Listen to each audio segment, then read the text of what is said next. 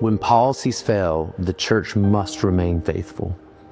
This week, actually just yesterday, our leadership team met and approved a multi-tier response to the food shortage and crisis facing those who've been receiving SNAP's benefits. I'll expand on that more in a minute. But before I share on our response, on what's happening and what we'll be doing, I want to remind you who Collectivus is. I want to do this by telling you first who we are not. Collectivus is not a church with financial abundance. We don't have deep pockets. We're not a very large church, and those things alone could be an excuse to sit this one out and say, you know what, we'll pray for someone else to help. But that's also not who we are. Why? Because when in Jesus' ministry did he ever operate out of wealth or excess? By the way, he didn't. Yet somehow he fed thousands with a few loaves and a few fish. He raised the dead with only a word. He taught a group of 12 ordinary men to carry a message that would change the entire world and make disciples of all nations. He borrowed a boat to preach in. He borrowed a donkey to ride on. He borrowed a tomb to be buried in, and yet he changed eternity with what he had. This is also what the model of the early church was. The early believers in Acts didn't wait until they had more resources to share them. They sold what they had, they shared what they owned, and they made sure no one among them was in need. Collectivists may not have everything, but hear me when I say this, we have enough. Look, we're a church full of loving hearts, full of loving hands and sacrificial givers. And that has always been more than enough for God to multiply. As you may have heard, just to give some clarity, the government shutdown has caused the first full interruption of SNAP. SNAP being the benefits that help feed many within our nation. That means families right here in our community are waking up unsure how they're going to feed their children this week. When policies fail, the church will remain faithful. Again, yesterday our leadership team met and they voted. They approved a multi-tiered ministry response to this crisis. Let me tell you what we voted to do. First, we voted to open our savings account to respond. We did this knowing it might mean putting aside some of our future plans and dreams, things like expanding or purchasing our kids' building, because we believe, actually we know, that people will always come before buildings and infrastructures in this place, always. We also made a decision that's unprecedented for us as a church. So for the first time, we're opening what's called a designated fund. If you've been around Collectivus for a while, we're not huge fans of designated funds. Why? Because, well, it's kind of simple.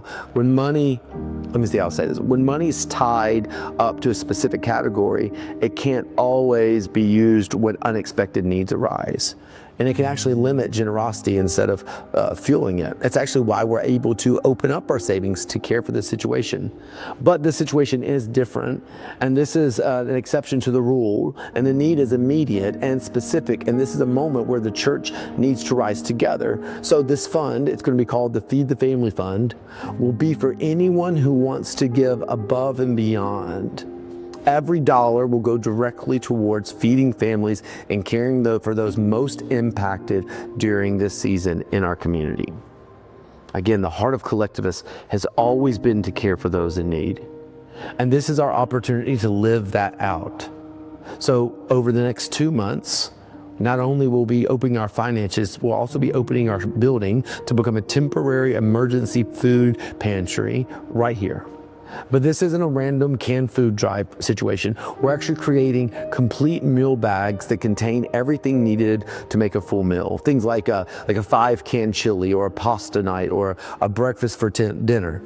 We will send out these things and ask you as a church to purchase these items. We'll also be partnering with our friends at Manna Ministries, Grace Klein Ministries, the school systems, in order to help those most in need. We also have our annual Friendsgiving coming up. We voted to make it a little bit different this year.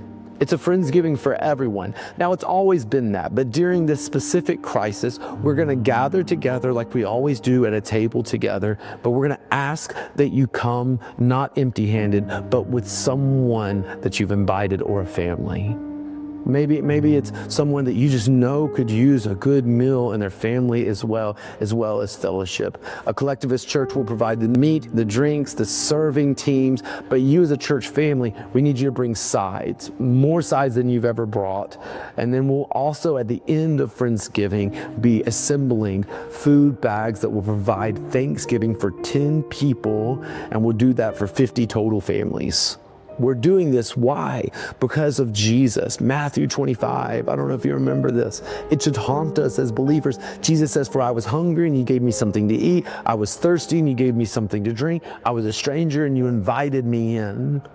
And then the righteous, the godly, the church said, Lord, when did we do these things? And what did Jesus say? Do you remember? He says, whatever you did for one of the least of these, for someone who's hungry, for someone who's need clothing, for someone who needs food, you did it for me. That's why we do what we do, because every meal we give, every need we meet, and every family we care for is an act of seeing their sacred value created in the image of God, and it's worshiping Jesus himself. Here's what I want you to remember as we kind of end this together. No family in our community will go hungry. No family will sit down on Thanksgiving without a meal or Christmas. That's what the church is for. That's what tithes and offerings are for. That's what helping hands are for. So if you need assistance, or if you'd like to volunteer or donate, we'd ask you to visit collectivus.church and fill out the intake form. Let's show our city that when policies fail, the church remains faithful. And remember, when the world feels uncertain, love can still show up through the church.